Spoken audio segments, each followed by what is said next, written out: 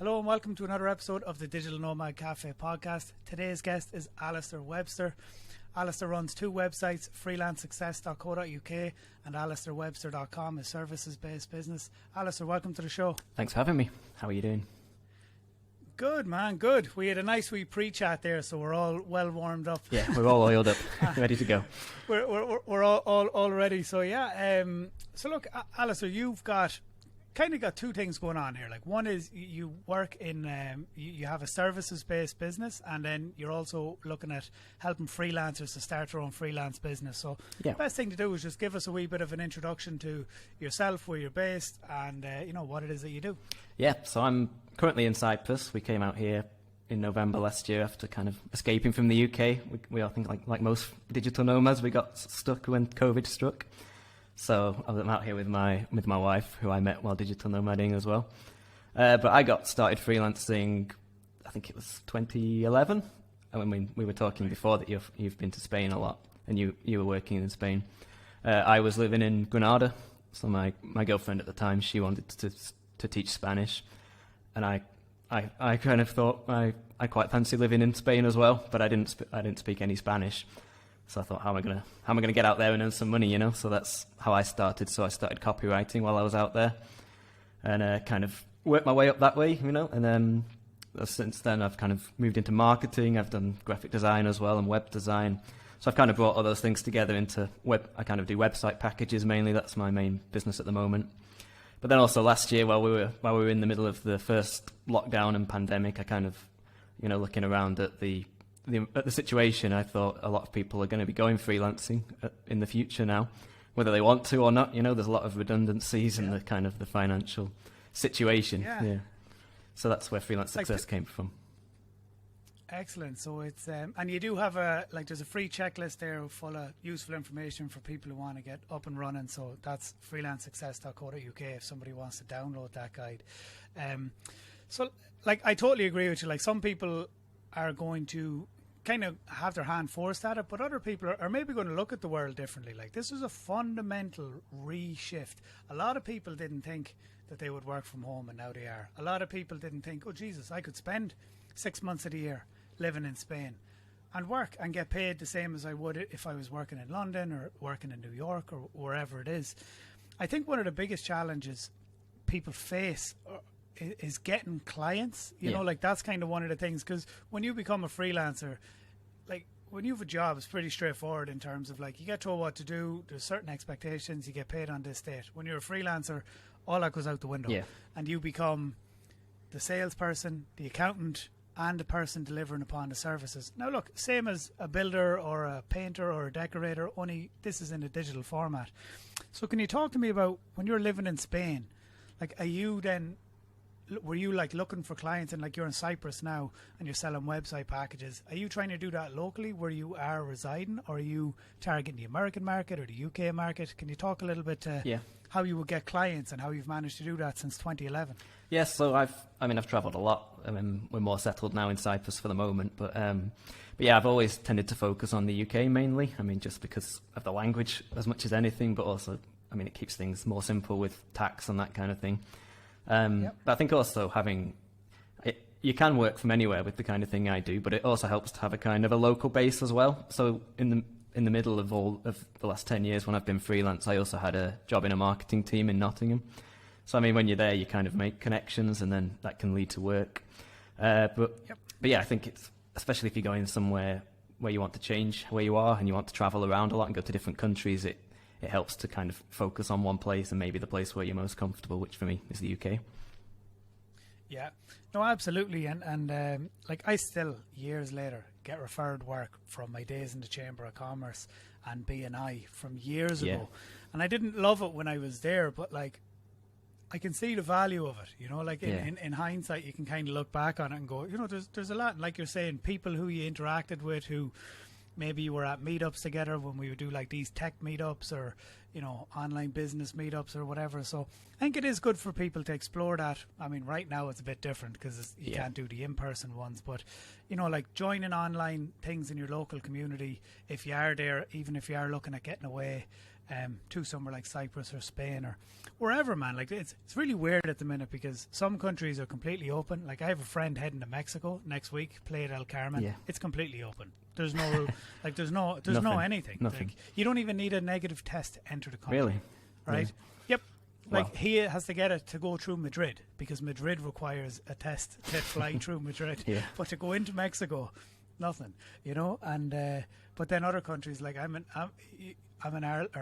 Northern Ireland now, but like between Ireland and Northern Ireland, still like level 5 lockdown nonsense where everything is locked up. You mentioned to me that in Cyprus, what did you say? Yeah, so to go outside, you have to text the government, and you're allowed out 2 times a day. So you have to say, I'm going for my exercise or essential shopping. That there is, I mean, I don't even have words for that. You know, the worst thing is, scary. The worst thing is, the system doesn't really work properly with foreign mobiles. So you have to have a Cypriot mobile, and it's a nightmare. So we have to call up every time we want to go outside and like dial in with one of these automated systems. So it takes about 5 minutes each time as well. Oh, probably cost you a fortune too, yeah, if you're trying to do it. Oh, but look, I mean, you know, what can you do? Like, see it as it is, not worse than it is. Right? Exactly. You know, like, ultimately, you know, I mean, there's certain industries that are like they're just in trouble, and I regret. I mean, I did my degree in bar management, business with bar management. That was my college degree. So people who work in hospitality, it's not looking pretty right now. No. So the oh, hold on, we've lost your video. Have you lost me?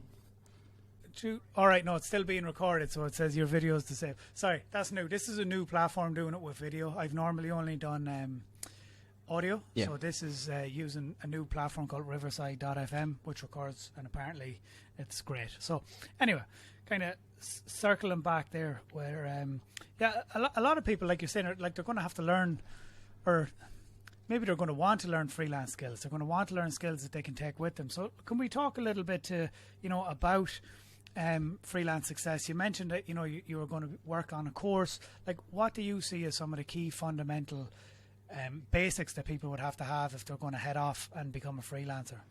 Yes, so for me, freelancing is kind of more. So it's my website's called Freelance Success, but I think different people define success in completely different ways. So I would say, I mean, for example, when I started freelancing, I was copywriting, and I was working for these content factories where you're just churning out endless articles on every topic under the sun.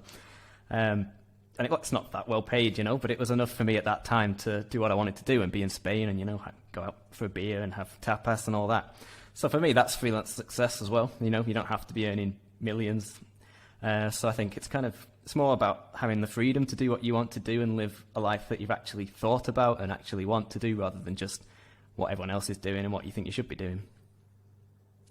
Yeah, man. I mean, that's powerful. And I think, like, defining your own success is so important.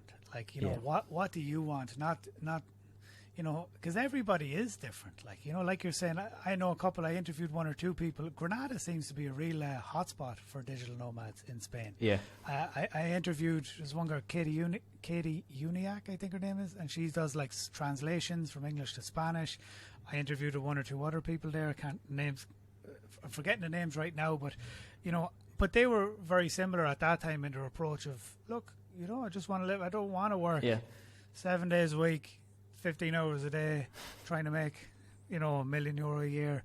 It's like, I'm happy. I got my little business. I got things coming in. I got leads. You can increase your rates, maybe get a bit more efficient, and like, some people then want to spend as little time. Ironically, my assistant Maria is like, I don't want to work all the time. So like, I just want to have like 1 or 2 good clients, and then I just want to go to the beach. Yeah.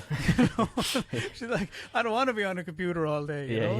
And it's and that's a good way to be. So I think that's that's something that's important. I think it's even if you don't want to travel. I mean, people from the COVID, they spend more time at home. They want to spend more time with their kids or whatever, or see their family or their friends. It's just priorities as well, isn't it? And freelancing gives you the kind of ability to choose that. It does. It can make it stressful too, though. Like when my daughter was born, we had come back from living. I was gone for like 7 or 8 years out of Ireland, like living all over Australia, New Zealand, Thailand, Spain, everywhere, New York. Yeah. It was a bit of a culture shock, and we always thought we were going to be straight gone. Like, we were like, 6 months we're going to be gone. But my daughter ended up in a harness because of her hips. She had problems with her hips, so like we couldn't go anywhere for, nearly 2 years at least. And then we kind of got settled in, you know, and like at that time I was doing freelance SEO, freelance web design, social media, kind of doing a little bit of everything, you know, like managing stuff for different people. And then I got a job with Shopify, and like it's been really good, and I really like it. And I kind of was able to then, for me, it was a remote position, so I was able to not do so much of the freelance stuff, and then do things that like the podcast, do some affiliate marketing, still build websites, but only service business websites, and it's all outsourced. So like it just kind of built a little team. But just like that, we're in this position now where we could do probably 5 or 10 websites a month, and I would be working like 9 to 5 Shopify, and then 6 till midnight on my business, and all weekend. Yeah. And that sounds like hell to me. I don't want to do that. So, so I'm quite happy to just be like, I do my 9 to 5 with Shopify, and then I'll maybe work 4 hours on the weekend to keep the web design business ticking over, and an hour or two during the week for podcasts, and have a full-time assistant, and then it just kind of all runs. You know what I mean? Yeah, like it's kind of smooth. And it's, I don't want it to be too much more than that, like in terms of the stress that I'm under or the time that it takes away, because like you're saying, more about the priority. Like my daughter is my priority, and I would rather spend my weekends taking her to the park and hanging out than chasing another, couple of grand or whatever, So, yeah, exactly. But it doesn't mean that there's not ambitions there. And we're always working on different things, like how to make the web design business more efficient, how to find good courses to promote, maybe even creating a course. Yeah. Stay tuned. Which is something I've been looking at since last year. I did a course actually. It's called Course Creators Bootcamp. Yeah. By Jill and Josh Staunton, who are very good. Like I love Jill and Josh. I've been following them for years. I met them in Thailand when they were not at all successful, and they were doing like affiliate stuff. Yeah. Well, they were successful, but they weren't like they are now with their big, massive platform and huge audience. So I've kind of watched their entire journey, and it was a very good course. I thought it was very helpful in terms of helping you to frame out. So can you talk to me about that with regards to how, when you're thinking about launching a course, this is your first time you've launched a course. Yeah. How are you thinking about it? What's the journey you want to take somebody on? So with this course, I kind of see it as it's kind of a natural progression of the freelance success. So I'm kind of building it to cover everything that website should really tell somebody in one neat package, really. So it's almost building like a curriculum of what you need to get started as a freelancer and kind of avoid all the mistakes that I made when I was younger, Yeah. So I made a lot of mistakes, but I wouldn't change them, because you have to go through some mistakes. But I think there are some that you can avoid, and you can do some things better, definitely. And just it's the kind of the mindset of being a freelancer and actually taking yourself seriously as a business, if that's what you want to do and grow, and so you can avoid the kind of situation where you're just like you were saying, where you end up spending your weekends working on projects and you don't really have time to do the fun things or have the freedom associated with being a freelancer. So yeah, that's what I'm trying to do with the course, really, and I think it's just good to have another revenue stream as well, and get the word out there. Yeah, no, absolutely. I'm all for it. I haven't built or launched anything myself yet, and I look forward to seeing where yours goes. Yeah. It's one of these markets where, to make money online market is tainted with all sorts. Yeah. But becoming a freelancer, it's not knock up this website, sell this thing, make money. It's very different. It's use skills that you have or learn skills and then apply them to help somebody else and take a cut for it. You know what I mean? It's a service business, so it's a different. I think it's a different type of thing, and it's in demand and needed. Especially given the current climate. It's also being able to get out to the right people as well, isn't it? Like you're saying, it's about reaching those people. It's no good being able to do the skills and help people if you don't actually get out to the people who need it. If they never hear from you, then nothing's going to happen. Well, let's talk about that a little bit then, because sales is so important, and I think we've talked so many times in this podcast with different people that if you're a freelancer and you want that to be your core way of generating income for yourself, and you're not like what you would consider fully booked, or you don't have your ideal clients even, maybe you're working people and you're like, you took this work and you really would have preferred not to, but you needed money and you just did it, because that happens. Like, look, these are, like you're saying, these are the experiences you nearly have to go through the people where you realize, I hate working with dentists. Like, you know what I mean? Like, because they're just impossible to get a hold of and they never give you replies. Whereas I love working with online entrepreneurs. Yeah. Or I love working with, you know what I mean? Like, you work these things out, don't you, over time? Yeah. You figure it out, like who it is that you like to serve, like, and so what would be your tips with regards to just kind of sales? Like, how would you approach sales? Do you use LinkedIn? Do you do cold email? What's your strategy? Yeah, I think it depends what your personality is in a way. You have to work to your strengths. If you're somebody who likes to talk to people a lot, then get out there and email people. If you don't take, a lot of freelancers, I think they kind of take silence or rejection quite personally, don't they? So if you're the kind of person who feels like that, then spending your day sending out cold emails to get no reply is probably not the best way to go for you.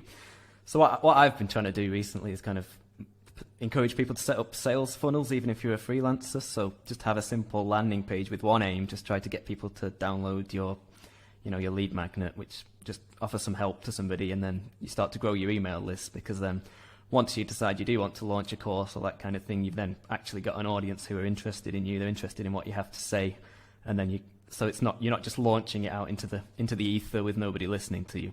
It's kind of you've done the hard work first, so they're interested already. You've done the selling, and I think that works with services as well. When you're a freelancer, if you keep on people's mind with a regular email, and they value what you're saying and what you do, and you don't waste their time, then when they need somebody who does what you do, they're going to reach out to you. That's it. Yeah, I did notice that on your website, that you help people. You have a proven framework for building a website for your freelance business that helps people get more clients. So, is that something with your services businesses, or with your service business, do you, like you're saying you sell packages, do you typically service business owners, like, or is it kind of broad spectrum, like, could be painter, a decorator, a builder, an accountant, like? Yeah, typically I've done kind of smaller businesses like that, but I think with the freelance success as well, I'm kind of moving into also helping other freelancers, because I think even web designers and web developers, you look at their websites, their own websites, and for some reason we just have a block when it comes to our own website, don't we? It just feels like a waste of time, or you just can't see it objectively. And I think it's one of those things where people often don't look after their own stuff first, but then there's a flip side to that too, where somebody can spend too much time, they can, because they're procrastinating in avoidance of that rejection that you spoke of. Yeah, like, maybe they're spending forever building their website and writing their copy and making their lead magnet, and they're not doing the hard thing, which is doing the sales, reaching out, asking. I think I've often thought of sales, well, it took a while to learn this, but it is a numbers game, and it is, there's going to be, for every 10 people you talk to, there's going to be X amount of no's, and you just kind of need to get comfortable, and like you're saying, not take it personally. Like, so many things could be happening, it just might not be the right time. Maybe they've had a bad experience, maybe they just don't have the money right now. Like, there's all these different scenarios that have nothing got to do with your skills, your abilities, the service you can provide. It's just maybe not the right time. Yeah. And so, you just need to move on, like you're saying, keep sharing with those people relevant content, and sort of next time they do think about a web design, or they need a writer, or they want a copywriter or whatever, that you're the person who comes top of mind. And how do you approach it? How do you tend to do colder reach out, or do you? Yeah, paid ads, a lot of referrals. Like, our web design business is probably 50% referrals, like I'm saying, because we only really service Irish businesses largely. Like, we have a few in Australia, America and UK, but like, the Irish government gave out what's called the Local Enterprise Office grant. Yeah. So we get loads of referrals. The Irish government basically pay you to get online, but you pay first, and then they reimburse you.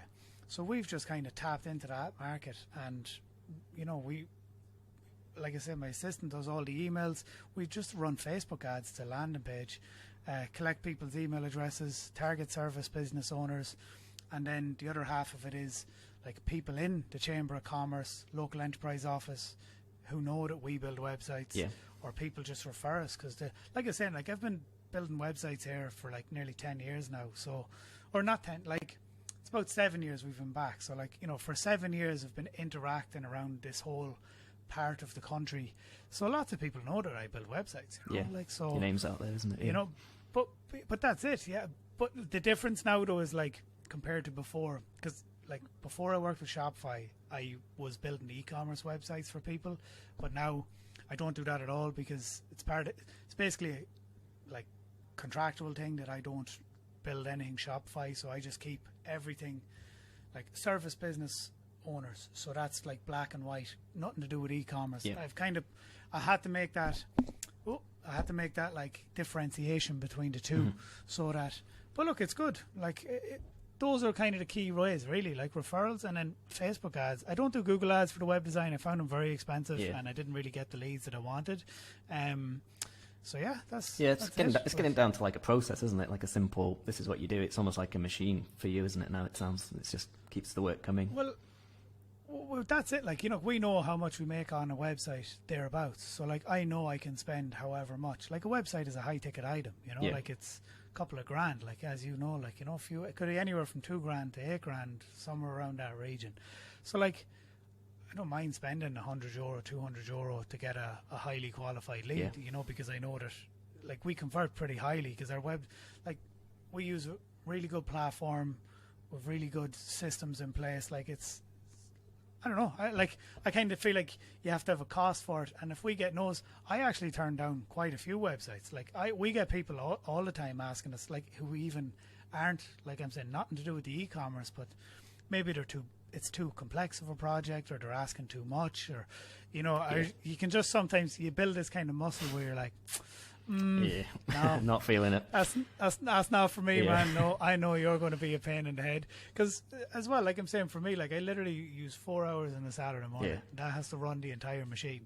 You know what I mean? And like, so it's kind of like, do I think that we're going to be able to service? And that's also just from experience of, you know, years ago, taking on clients that were demanding lots, but not really willing to pay for it, and maybe you do it and then you're like, what the fuck is this? Like, you know, it's, you know, and you're not in a good place. So I think, you know, that's a really, it comes back to, I guess, a really good skill to develop is like when to know if somebody's not a right fit. Like, you know, if you start to get that gut feeling when even if the money's there or the money's all right, sometimes you just know, just like, that's really important, isn't it? And you can kind of tell on the first chat you have with them usually, can't you? But I think you can, but when you're new, maybe you can't. So look, hopefully these are things that you'll cover in, you know, when you're doing a course to like, you know, I mean, I think that is important. That is an important part. Just like the mindset of like, don't take it personally if somebody tells you go away, like in your initial stages, you know, like it's okay. It's a numbers game. It's like, okay, so that's another no out of the way. Next. Yeah. And, you know, like progress until you get those clients, because like there's so much business out there for freelancers. Like even before this call, we hit on an industry that I know is booming in Cyprus, and you hadn't even really thought about it at all, or even, you know, it's not even something that registered. And I know for a fact that the iGaming businesses are like all the gambling companies, all the Russians, all register and set up in Cyprus, a lot of the Middle Eastern countries as well, because it's a tax haven. You have Malta, Cyprus, Gibraltar, all the iGaming companies, and even the ones that used to be in Costa Rica, then they changed the rules and a lot of them moved over there. So yeah, I mean, there's things everywhere, isn't there? I had no idea about like that. It's just like you open a window and then you look in, you're like, Jesus Christ, all this is in here. And maybe you don't want to service them clients. Maybe they're a nightmare to you. But the idea is just, you don't realize how much opportunity that there is out there sometimes until somebody helps you, you know, kind of clears the window for you. And you're like, look, you know, yes, you could service just podcasters and do show notes and help them promote on social media. Like, that's a business. You know, you can make a business of that. You can do social media. You can do Facebook ads, web design, copywriting. I mean, the technology now as well just makes it so much easier, doesn't it? Even than 10 years ago. I mean, like the way we're talking, it's just easy, isn't it? Everything's easy. You can kind of run a team without having a team, just using software. And I mean, like email automations, you know, that kind of thing. You can set it up to just, it can act as a team member for you, can't it? Even if you're on your own. Absolutely. Let's just kind of hit on that a little bit. So, when you've been running a service business now for, 10 years basically, and it's obviously developed from just doing copywriting to doing, like you're saying, web design packages and offering, I imagine, copywriting and design as a part of the package. Yeah. How do you manage your projects? How do you make sure you don't overcommit? Can you talk about that? I think that's something that you learn as well, that I definitely didn't used to do that at the start. I would often have some all-nighters when I was first going, but over time you just kind of, like you say, you start to think who's going to be a time waster, who isn't, and you start to take things a bit more seriously, so you might get a contract in place, whereas in the past you'd have just winged it. So now I've got, you have milestones, so at least you're going to get paid, and, if you clearly define what a job actually is, then it doesn't tend to run over as much and everyone's on the same page, so that kind of thing. And I think learning just the project management skills is really important, just to manage so many different things. And, there's productivity techniques that you can learn, like the kind of Pomodoro technique and all that, where you work on small chunks of things. So that's what I tend to do. Oh, you've got one there. Yeah. Go. Yeah, I have my wee timer that I turn it on and everything else is off. Yeah, but yeah, no, you're right. You hit on two very important ones there, I think, and clearly defined contracts and milestones for the project. So do you think those are kind of like mistakes that people make initially when they're starting out that they should really factor in and consider? Because I think there's probably apprehension about making contracts with people. Yeah, it feels awkward, and it feels like you might lose the job maybe if you're being too demanding of the client, and it's the kind of thing we're getting paid 40% upfront, that kind of thing. It feels like you're being a bit pushy, or you're not trusting the client. But the more you do it, the more it just becomes natural, and there's templates that you can use on the internet, and you don't have to use legal jargon. I think just even if you just have an informal agreement, that kind of thing, just so everyone's on the same page, because it's, especially when you're working remotely as a digital nomads do, it's the gaps in communication, the little interpretations which can become big problems if you don't really clarify things and have them in an email. So even if you just write down what you've agreed in an email after you've chatted with the client, it can really help just to make sure there's no disagreements that grow over time. Excellent. And then for project managing, you touched on that. Yeah. Would you have a favorite tool for doing that? I've started using Roam Research. That's kind of the trendy note-taking app at the moment, isn't it? That people are getting into. What is it? It's called Roam Research. Yeah, it's kind of. I've never heard of that. It's a bit. You know Notion? It's a bit like that. Oh, I was just about to say Notion is the one that everyone seems to be on. I'm still old school. I'm Trello all day long. Love Trello. Still great. So handy. My whole team just works in it. It's hooked into Zapier and Google Drive. Yeah. No, like you're saying, like I don't need to do anything to do. Like, we get a new client, in comes, create a new Trello. She manages it all. When she drags things along, the card from there to there, it auto fires everything. Yeah. I really only need to come in at the initial stage to have a look, and then at the end stage to test everything, just to make sure we're good to go live. Yeah. It does the job. It does the job for you. Yeah. It's like Trello helps keep and then we're always refining it. I think that's another important thing with any project management too. Yeah. It's never fully done. Yeah. You're always refining it, and not like in some militaristic way. Like, sometimes I just sit down on a Sunday with a coffee and I'll look at the thing and I'll be like, it should have this in, or maybe we should start like Lottie files as an example. Is this new design thing that's really cool. I love Lottie files. You would see the animated. I think you have one on your website, don't you? Yeah. Like, it's an animated web file. They're super fast. We've been putting these on clients' websites and they love them. They absolutely love them. And like, some of them are free. Sometimes you pay like $1 or $6 for a pack.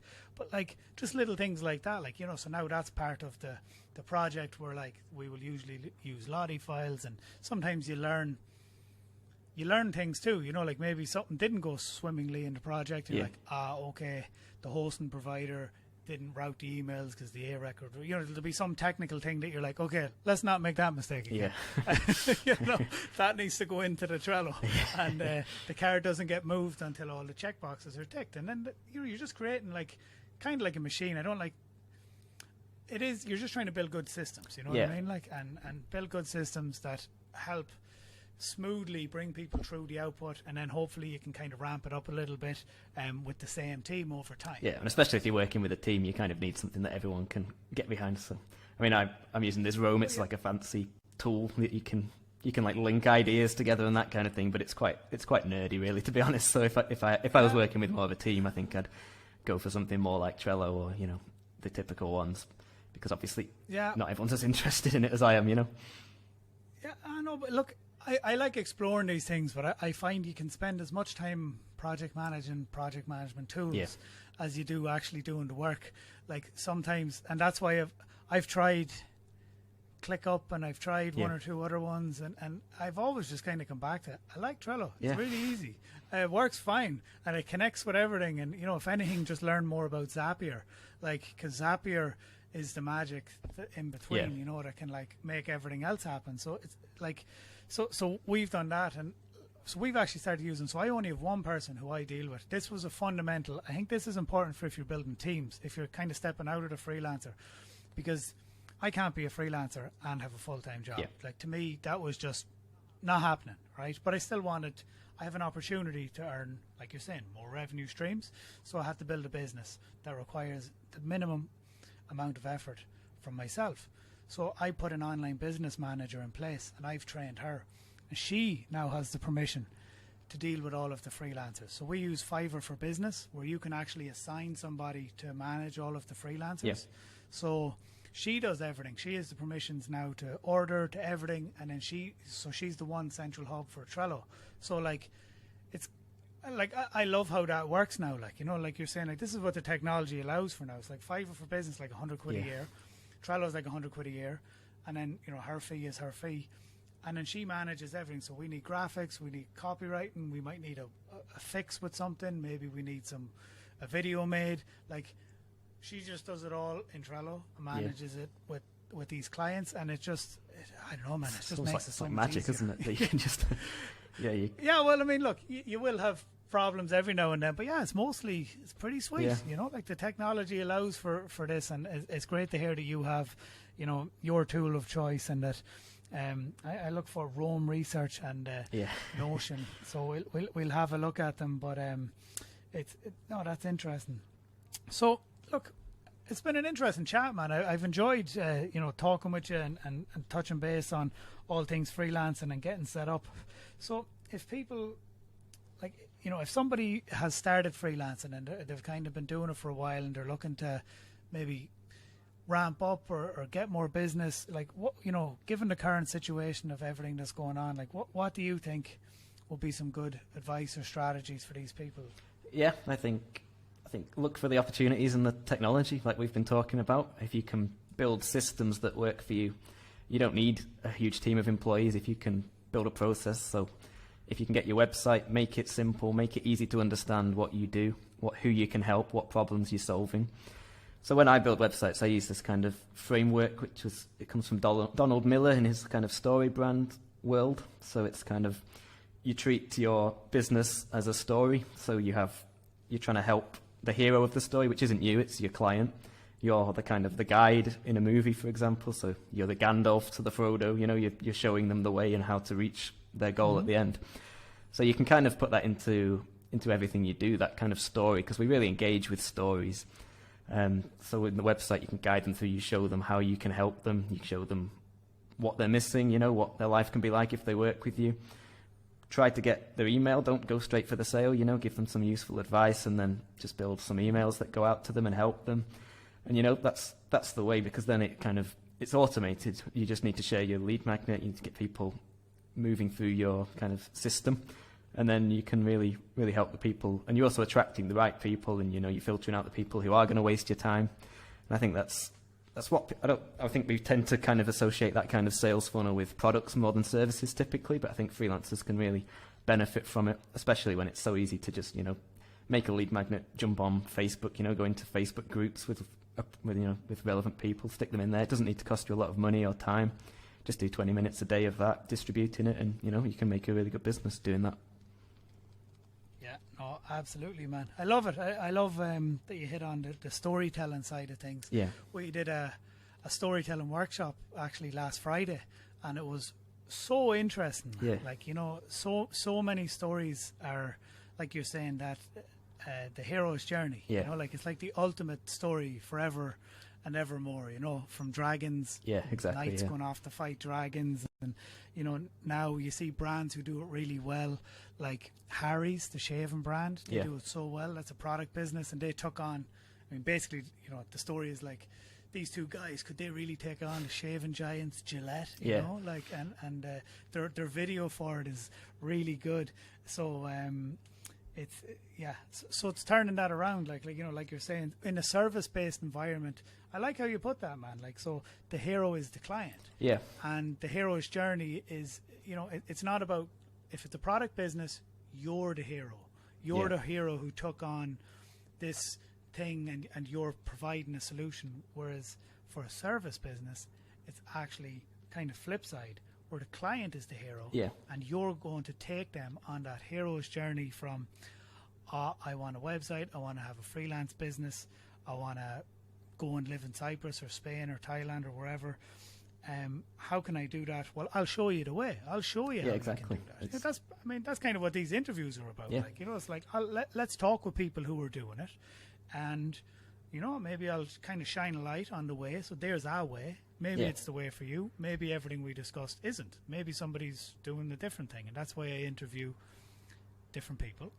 But, you know, what you're saying there, show them the way, explain how you can help, and, you know, like, don't go for the sale, offer related and helpful advice. Obviously, have a book now button or a Yeah. work with me button there as well, I would imagine, would be a part of it, because some people maybe were referred to you and they just want to get in touch. But Yeah, of course. I like that, man. Like, Yeah. I really enjoyed that. Like, that's a nice way of thinking about it. I hadn't ever reframed it in my own mind that way. So that's a lovely takeaway, I think, to finish up the episode on. Yeah, it's a good framework, just because, especially when you're doing your own website, you're thinking about yourself, aren't you? You're writing about me. This is where I went to school. This is where I did all this. And clients don't really care about that, do they? They care about how you're going to help them. So it's a good way to kind of think, you're not the hero of this story. You know, you're the person who's helping the hero. Yeah, you're So, helping it is them helpful. on their hero's journey. Yeah, there's Yeah. I remember seeing a formula before for like your LinkedIn profile, and it was just like, and you'll see a lot of this. If I highlight this, you'll see it if you're on LinkedIn. Helping, right? The first word is helping. So it's helping, insert ideal client, to solve biggest pain point, you know, or achieve ideal outcome. So like helping e-commerce businesses to sell more products with email marketing.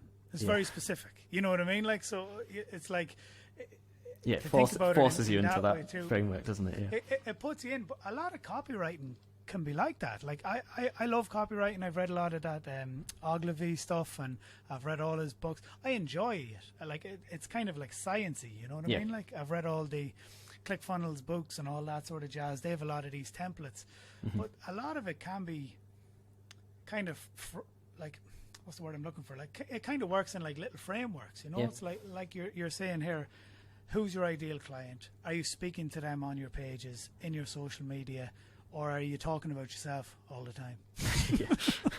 Because that's wrong, but you might think it's the right thing to do. It's so hard not to do it on your own website. I worked with this person. Yeah, whereas the important thing is to actually turn it around and be like, look, I can help you do this.